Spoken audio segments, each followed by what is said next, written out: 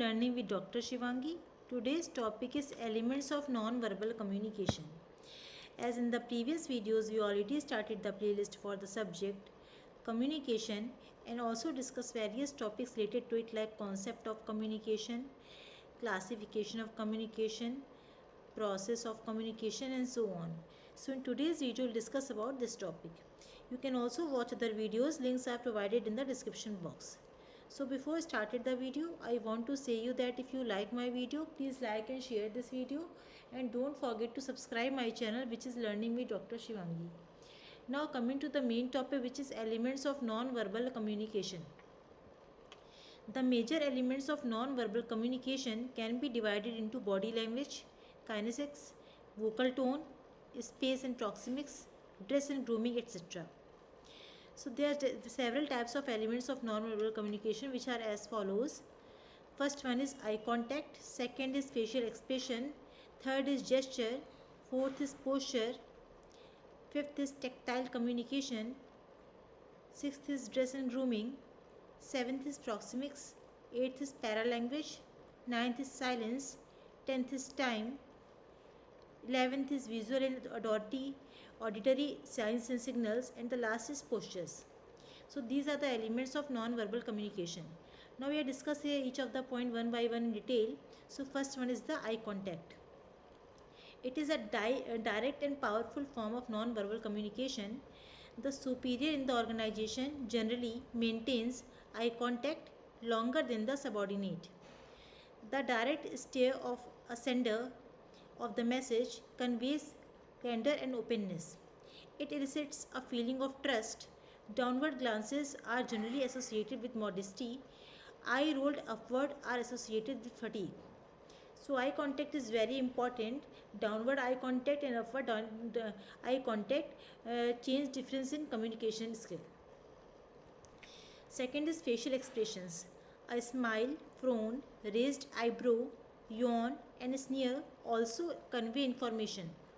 Facial expressions continually change during interaction and are monitored constantly by the recipient. There is evidence that the meaning of these expressions may be similar across cultures. So facial expressions are very important according to culture, according to communication skill. The third element is gestures. One of the most frequent observed but least understood cues is the hand movement. Most people use hand movements regularly when talking. While some gestures, that is a clenched fist, have universal meanings, most of the others are individually learned and idiosyncratic. A gesture is an action of body, hand and head which conveys a message that is yes, no, namaste, wait, etc. So gesture is very important while communication with the other person. Communication information like sign, pointing, finger, etc. are using also in the gesture.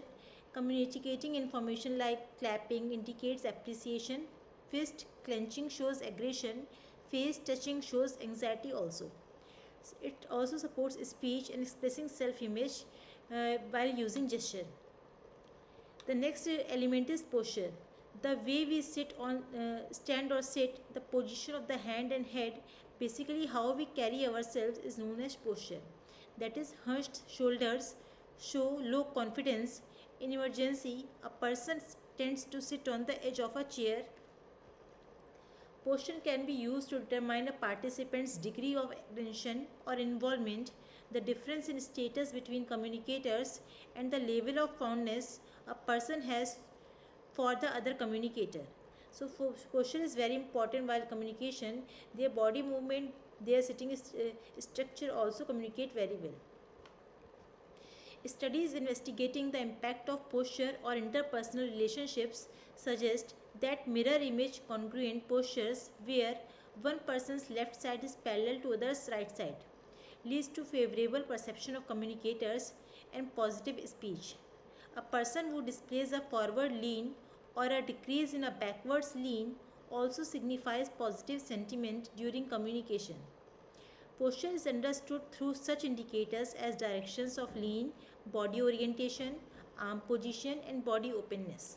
So posture denotes communication in a positive manner or in the negative manner also. The next element of the communication is tactile communication. Communication through touch is obviously non-verbal. Used properly, it can create a more direct message than dozens of words. Used improperly, it can build barriers and cause mistrust. You can easily invade someone's space through this type of communication. If it is used reciprocally, it indicates solidarity. If not used reciprocally, it tends to indicate differences in status. Touch not only facilitates the sending of the message but the emotional impact of the message as well. So, touch is sometimes positive, sometimes negative in communication. Next element is dress and grooming. Uniforms have both a functional and a communicative purpose. This man's clothes identify him as male and a police officer.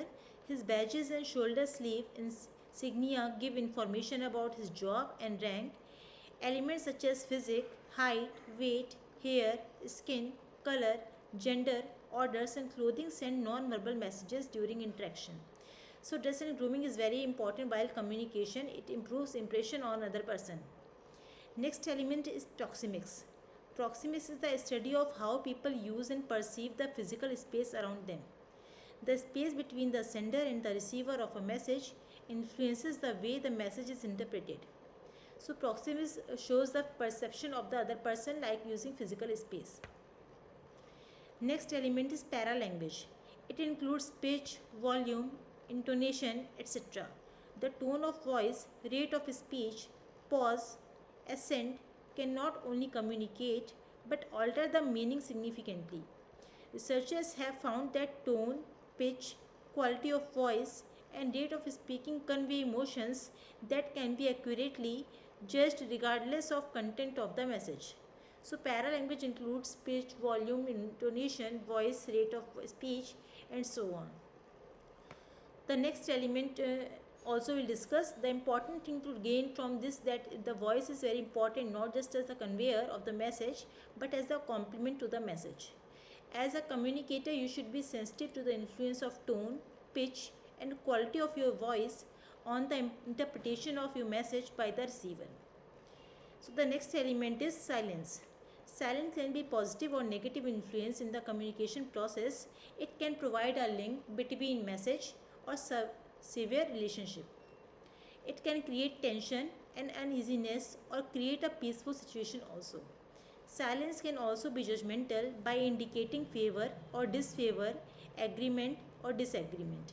For example, suppose a manager finds a couple of his staff members resting. If he believes that these members are basically lazy, the idleness conveys to him that they are goofing off and should be given additional assignments. If he believes these staff members are self-motivated and good workers, and idleness conveys to him that they are thinking a well-deserved break. So this is positive mode. If he is personally insecure, the idleness conveys to him that they are threatening his authority also. So there are different meaning of idleness in different situations. The next element of communication is time. Time can be an indicator of status. How long you will be give the staff member who wishes to speak to you.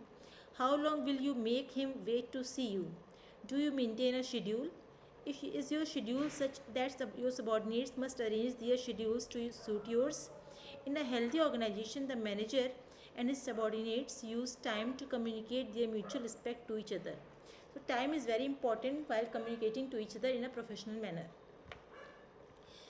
Next element is visual and auditory signs and signals. The word sign has been derived from the Latin word signum, which means mark. Signs, that is plus, minus, multiplication, divisions, can be used in chemistry, maths, music, roads, science, etc. Auditory signs includes doorbell, college bell, ambulance, siren, etc. So these signals are very communication. They tell us something about the situation. The last is the postures. Postures are the combination of verbal and non-verbal factors because they consist of pictures as well as words. Postures have three parts, namely, which are headline, illustration, and copy. So these are very important part of posters. Headlines means this is a short but catchy slogan. Next is illustration. This is a visual part of consisting of picture or photographs, and the last one is the copy. So this is a written matter which gives necessary details. So this is all about the elements of the communication. I again summarizes all the points so that you can easily understand about the topic. So there are various elements of non-verbal communication, which are eye contact, facial expressions, gesture, posture, tactile communication, dress and grooming, proxemics, paralanguage, silence, time, visual and auditory signs and signals, and the postures. So these are the various elements of non-verbal communication. If you have any query about this topic, or if you want to know about any other topic related to research methodology, business management, business environment, or communication, you can ask me through comment box. If you like my video, please like and share this video, and don't forget to subscribe my channel, which is Learning with Dr. Shivangi. We'll meet in the next video with new topic. Thank you everyone.